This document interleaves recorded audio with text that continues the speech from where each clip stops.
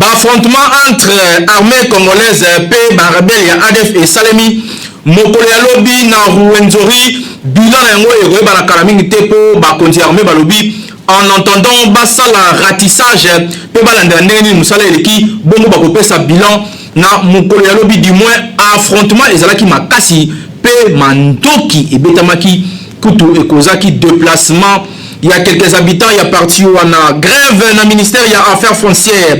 Bandeko na ministère des affaires foncières bazali kolela ete ba prime na bango ezali koliama pe lisusu ba salaire na bango bazali kolukaisa la bancariser.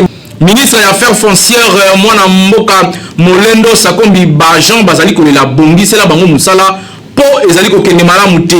Côté ya vice-ministre ya intérieur Daniel Aselo awuti ko suspendre bongo gouverneur ya Congo central mwana mboka Atuma tubona pe na minute auto ezali kolobala bino adjoint na yende azui masolo nyonso boyebi ete adjoint na ye azalaki humilié na mikolo leki na masolo moko ya sextap oyo esalamaka na mamimi kasi lelo kaka ndenge mokili balobaka mbanga ntaba yende azui commande ya Congo central yekola kosala bolamu na entourage na yo polobi au récolté bolamu wana ezali quelques sujets autres développés na édition ya mokolo ya lelo KNB News première chaîne d'information.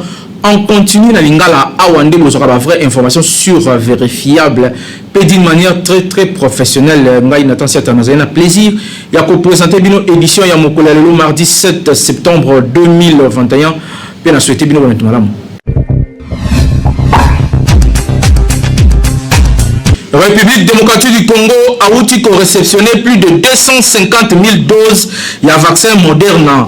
Ezali bongo na entremise ya ministère ya santé publique hygiène et prévention représentation ya organisation mondiale ya santé OMS ND ezali don oyo ezali bongo don oyo outil na États-Unis d'Amérique oyo asali na République démocratique du Congo na cadre ya mécanisme COVAX mise en place na communauté internationale pour la distribution ya ba vaccin na mokili mobimba. Na loi qui a ebandeli ba affrontement et salimi entre armée na ba rebelle ya ADF et yinda ki mabe na Ruwenzori kasi bilana yango et salimi na nute kasi bozwa du moins ba détail ndenge ni événement o salamaki na reportage oyo.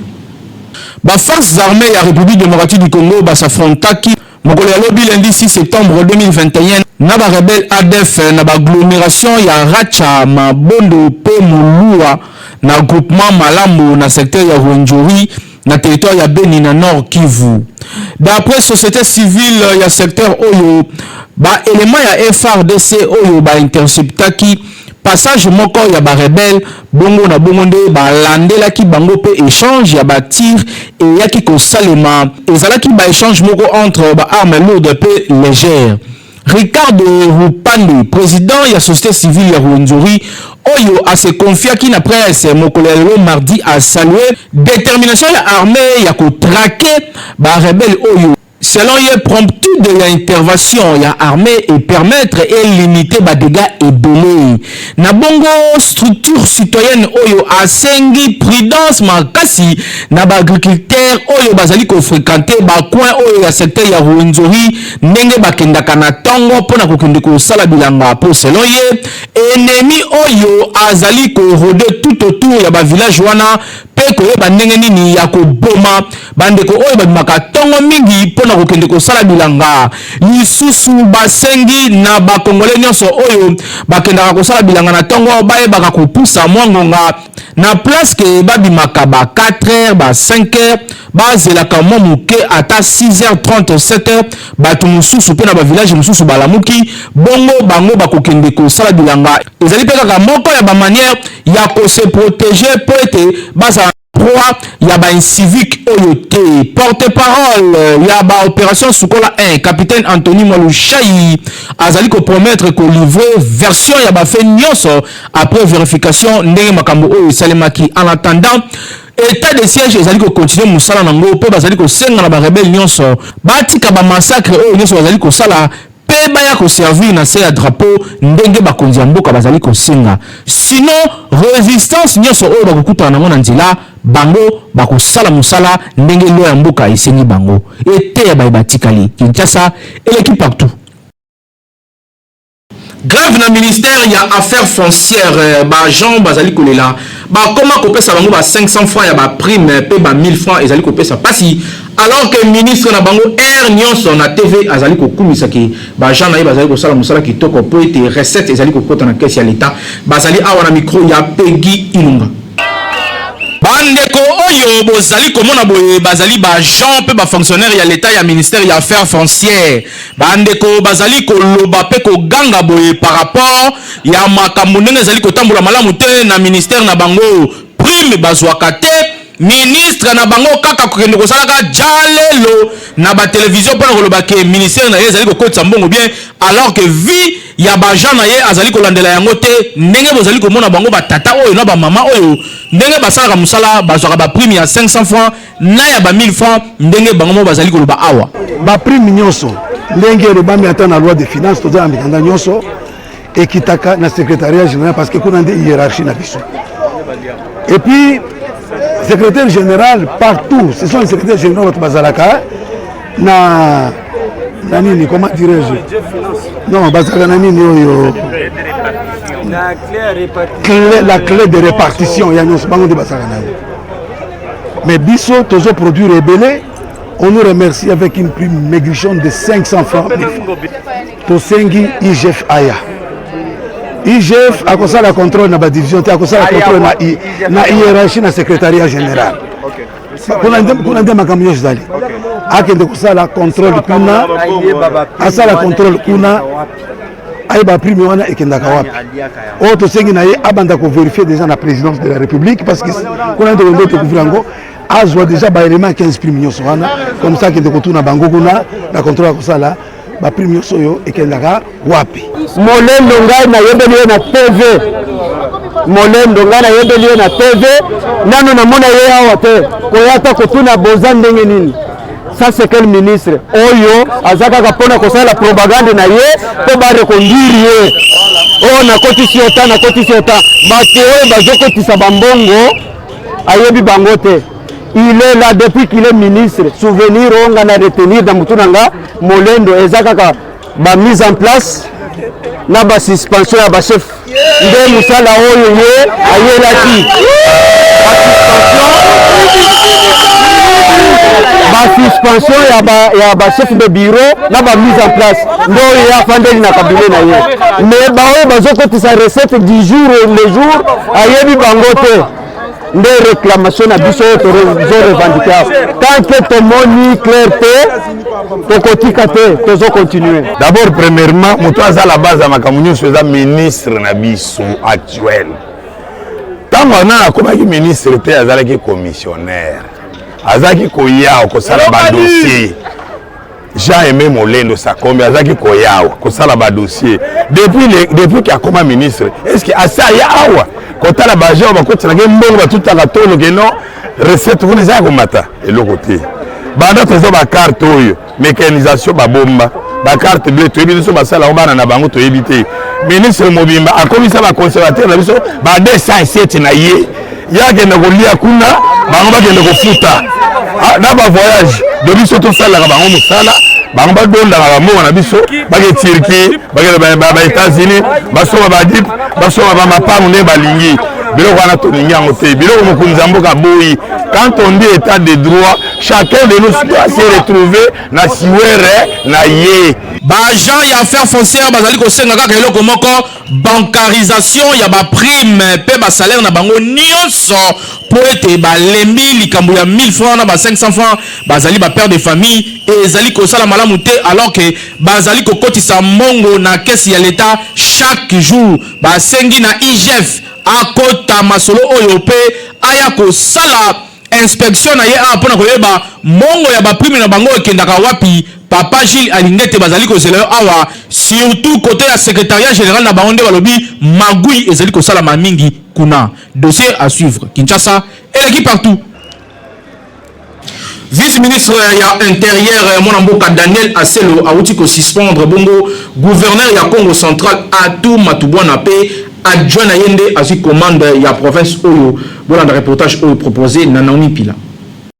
Ministre intérieur, sécurité et décentralisation, n'a pas fait coutumière Aselo Okito Daniel a eu acte na destitution ya gouverneur ya Congo central Atou Matubwana Nandela note noko service rendu public dimanche 5 septembre 2021 adressé na vice-gouverneur ya Congo central ministre intérieur a affirmé qu'au tiré ba conséquences ya décision ya destitution ya gouverneur ou Jomaka le 4 décembre 2019 dans l'Assemblée provinciale ya Congo central Naboye Essengami na vice-gouverneur Justin Loaba azwa ba disposition yonso pona kwa assurer intérim na tête ya province ya Congo central en attendant organisation et élection ya ba gouverneur Oyo et ezalaki déjà annoncé na ministre Nicolas Leki pour un rappel inspection générale ya finance IGF na Mokuse etiaki Atou Matubwana gouverneur honoraire ya Congo central na disposition ya justice na mois ya août dernier bango bazo reproché kozala auteur principal ya ba détournement ya ba fonds destiné na ba service civil pe militaire ya sécurité pe ya justice ya province ya Congo central. Affaire Oyo etikali donc à suivre Atou Matubwana azali le sous-gouverneur ya Congo central te Kinshasa et l'équipe partout.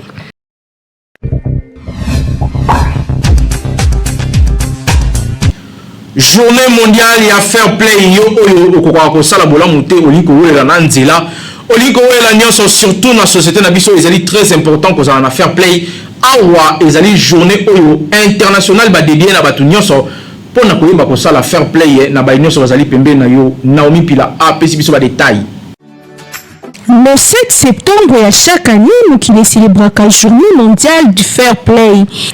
Initié na ba Belge, et le 7 septembre 1963, mais 4 mousquetaires, Sanganaka, na initiative ya français Jean Borotra, groupe Yaoundé, et pesaka naissance na comité international pour le fair play. Date yango izala retenu na ba Belge au organisaka d'ailleurs depuis 2013 Anatole Wallonie Bruxelles na vaste campagne de promotion ya fair play international énergie nango journée à fair play et ezala présenté officiellement le 7 septembre 2001 na Bruxelles na ba européen fair play et comme un mouvement communauté internationale du fair play et mouvement papillon international na monde ya football ezali lisusu na part na yango na célébration événement na ezali moko ya ba date depuis 2004 où ezala instauré proposé le coup la journée fair play yango ezalaka bongo le 21 septembre ya chaque année wana pona football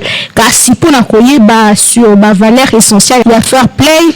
Fair play ezali moko ya valeur essentielle ya activité belé sportive pe domaine mini ya vie yango ezali respect ezali solidarité ezali tolérance ezali fraternité ezali rencontre ya ba vie ezali partage ezali échange yango ekoki ko poursuivre longtemps liste na yango po fair play nde ezali ko salema na ba milliers ya misala na ba milliers ya domaine nyonso ya société intensité ya engagement personnel ya dépasser ba avis ya yo moko pona kondima pe o musubaninga bazali koloba yango ne babengaka fair play. Fair play ezali pe moko ya ba valeur po na ba kumbi mituka yango esalaka ko moninga aleka atako azali na tango ya koleka te okoki kolekisa ye pe kondima to pe kozala solidaire na o moninga azali kokanisa yango babengaka fair play ezali très important na domaine professionnel pour yango nde esalaka moto nyonso à se sentir à l'aise malgré ba conviction na personnel na cadre ya moko na lelo ezali très important ya kozala play c'est-à-dire kozala simple comme mona mingi te ndima ba vie ya bato mosusu eza très important pour que on faire sentir bato à l'aise pembeni na yo enfin que ozala bien na kati ya société. Que vive la journée du 7 septembre, que vive la journée mondiale du fair play. Kinshasa et l'équipe partout.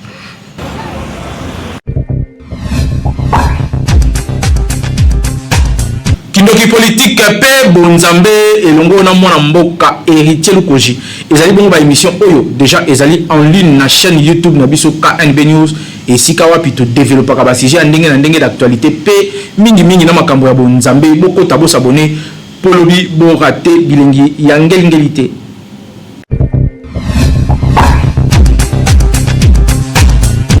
Bato bazolo bawana bayebite ou babengi diplomatie. D'abord la diplomatie d'abord c'est quoi? La question que je pose maintenant, na bato bazolo andabiso, d'abord la diplomatie d'abord c'est quoi? Et si les gens oublient, la diplomatie de la RDC a été déjà enterrée depuis longtemps. Depuis longtemps. Mais l'avènement du président Félix Antoine Tshisekedi, il a ressuscité la diplomatie de la RDC. Naba mboka mususu. Notamment, ça m'a toujours pour l'intérêt à Mboka na yo. Il faut que Mboka na yo soit répercussion.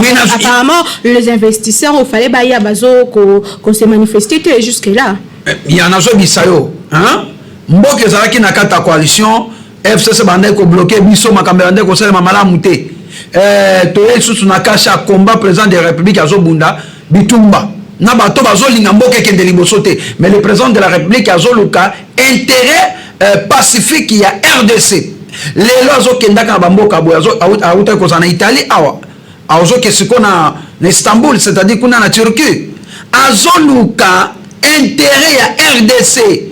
Kalate na minute na zo biso RDC akomi na valeur na miso ya bamboka misusu.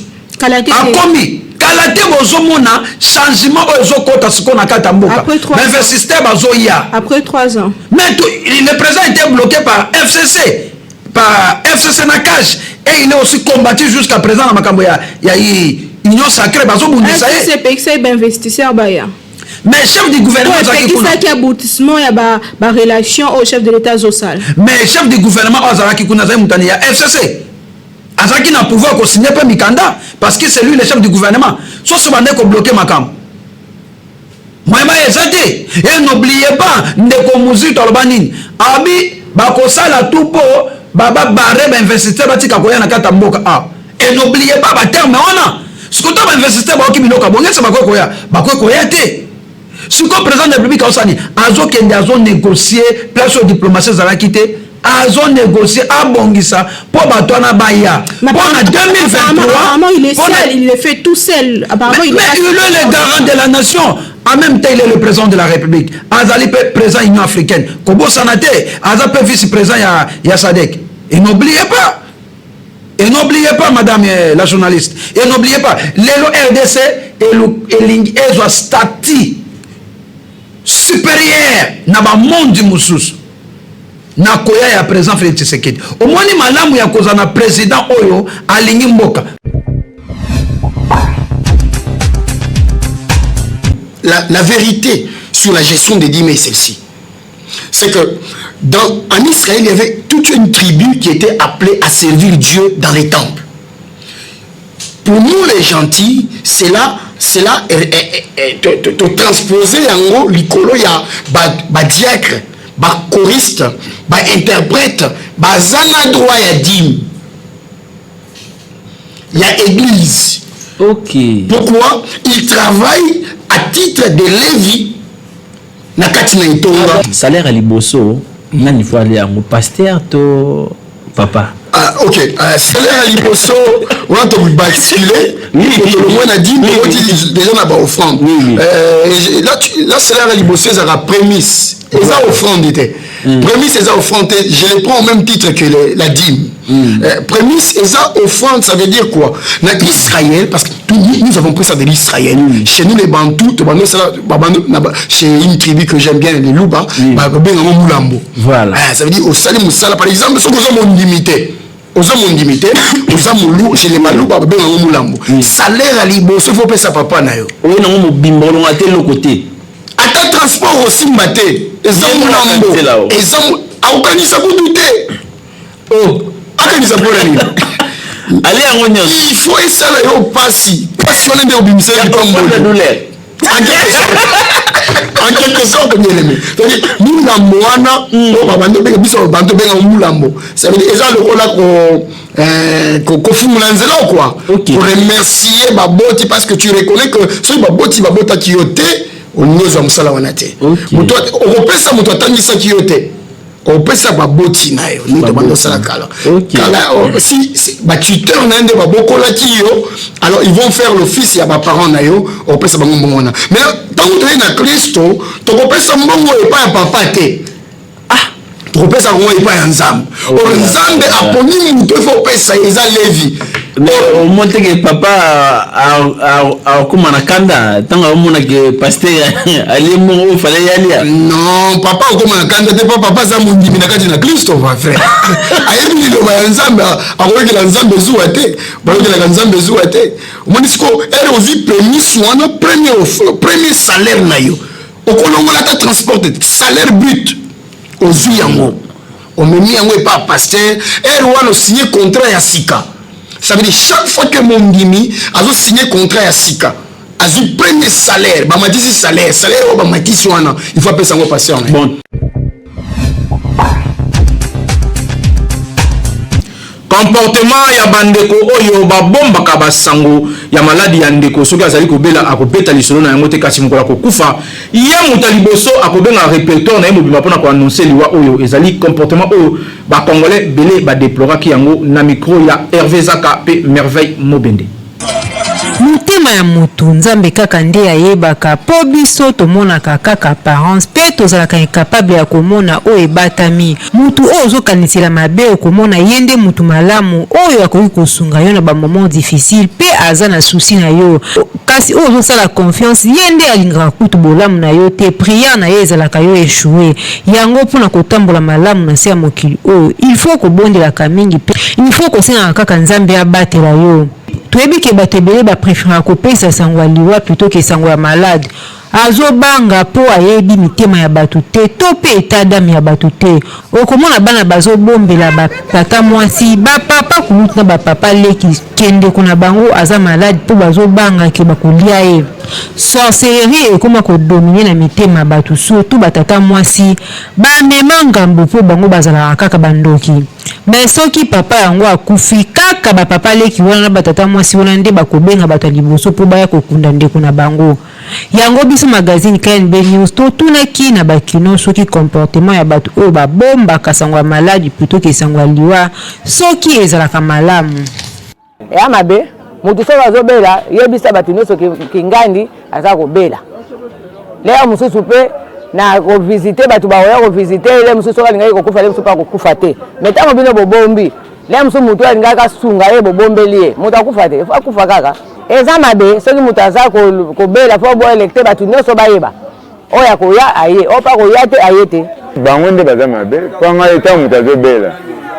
Nakuta ina mwana ya grand frère kingani. Ndene mutu bozala na ye kuna.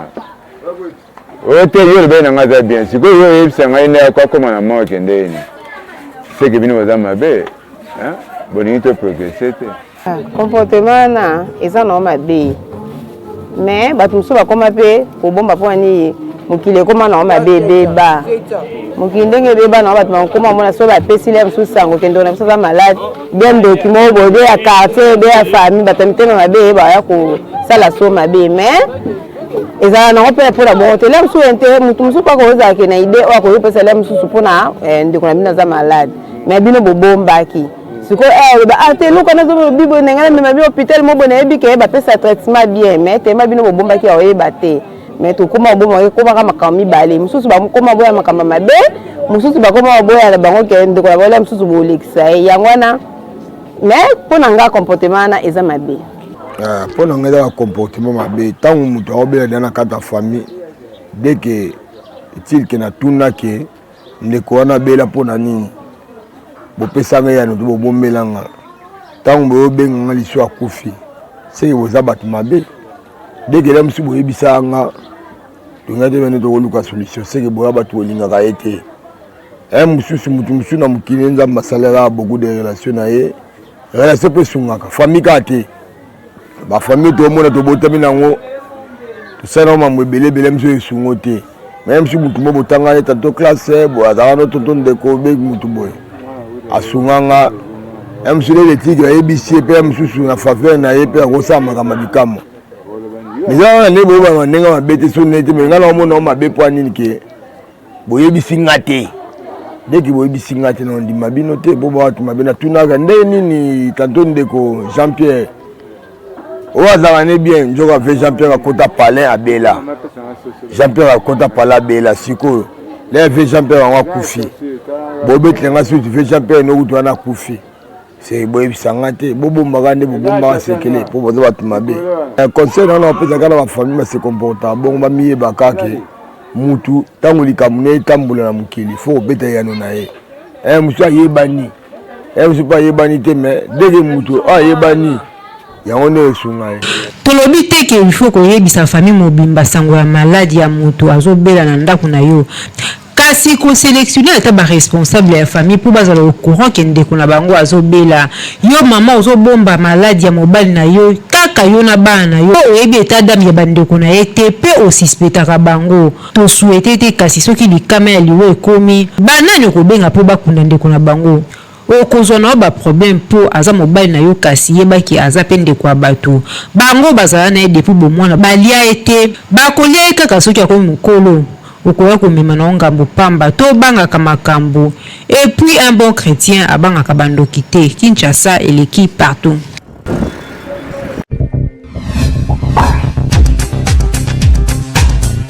Congolais va réagir mon collègue Lelo pour la deuxième sortie. Il y a Léopard avec comme entraîneur Hector Cooper. Est-ce que et Salami Kitoko ba gaf ezaliwapi ba kwak ezaliwapi oyo ekosenga na entraîneur oyo abungisa bazali awa na micro ya Hervé Zaka bola na bango ndenge nini basali analyse surtout pour la match ya lobby. Bon là on a senga na entraîneur et loko ya moi passe ya li recrutement salaki net attaquant le quoi tout ça net attaquant le quoi Bakambo Bolasi baza peine en forme mais ba attaquant baza en forme malheureusement ba atiki ba on est ba to ba Meshak Elia ceux qui bazali na sur le terrain en tout cas na quelques locaux baza en forme ba voter ko tia bango ça peut marcher parce que nani balo en temps de jeu ya Bakambo pende zate tout le monde a tout senti que ça en forme et puis Bolasi pas en forme donc selon l'année dans salle constant na deux journées on mais ce qui nous a aussi la grâce que ba ça l'effort ba bien ça Meshak aya et vous allez payer bien mais je basa net qui est bano on est bon je ne sais pas comment est-ce qu'entraîneur a bomba qui a utilisé na souka ya match donc là on a koloba donc tout ba médiane des obétatés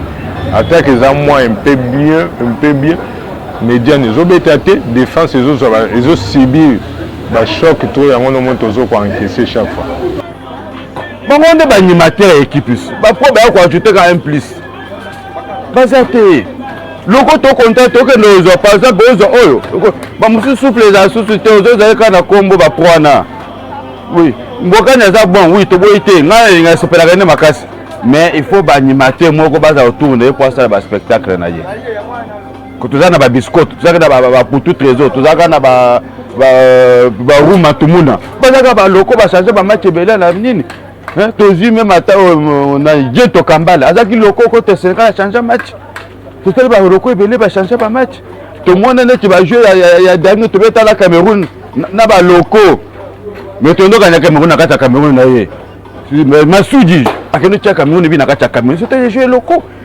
fédération atika pouvoir na bango ba céder ba tout mususu ba organiser championnat à la makasi to misa ba bon joueur ba tangana na ba pro ba c'est l'équipe fédération mobimba nyonso ensemble ba déposer ba ko kana bango loko te ministre yo ke ça ba yo ka sonité ay ça mo chef déposer ba lo ba nouveau mo ba ya ba image ya sika football to tia kana football depuis Kasavubu na Lumumba ti ezati lelo eza football malamu te fédération démissionné on a signé mwana le pas dans l'avenir te loko moko ezala le pas ezate po système match ya o segi bemba zalaki na yango la pe mundelo na ina ngoka yango po ba joueur malunga bazate garder ça va neuf totalement mugambo kani na Bakambu ça va mais ba lié ba technicien bazate bola sikutu te bola zayebi susu te aya ka kutu te mo ayebi ba le susu te si babeta bola pour la 10% babeta kaka mais to dans l'avenir na ba match etikali aussi 3 matchs etikali je crois sur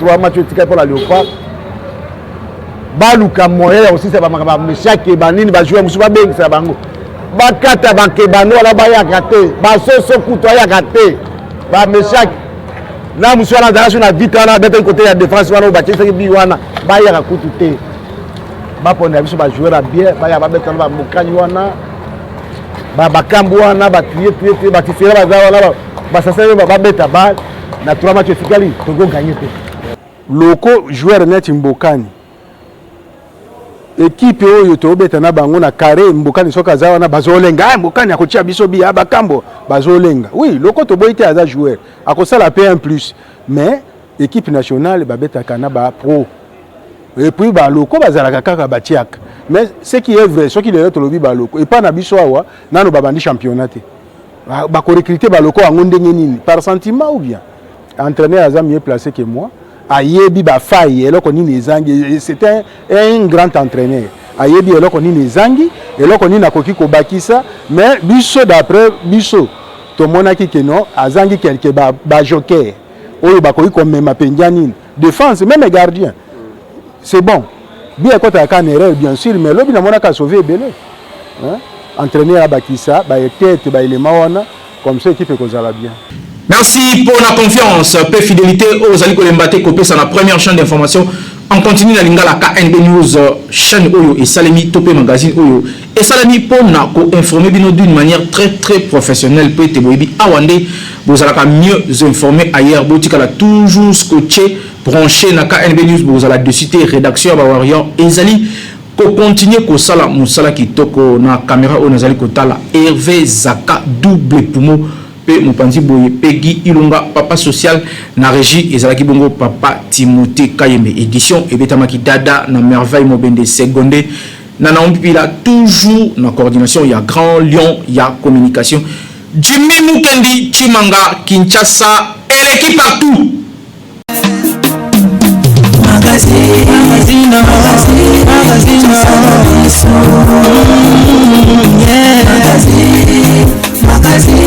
Kinshasa na biso réalité ya bana